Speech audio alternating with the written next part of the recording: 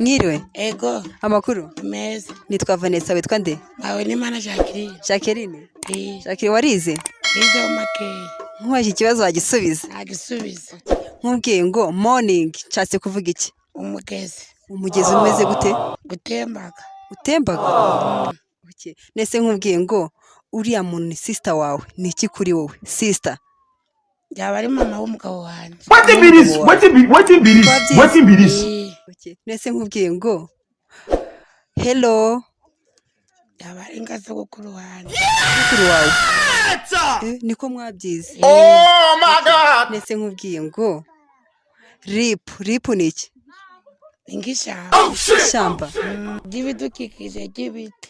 Ibiti. Siko wize se? Eh, Wagaruka mu kangahe?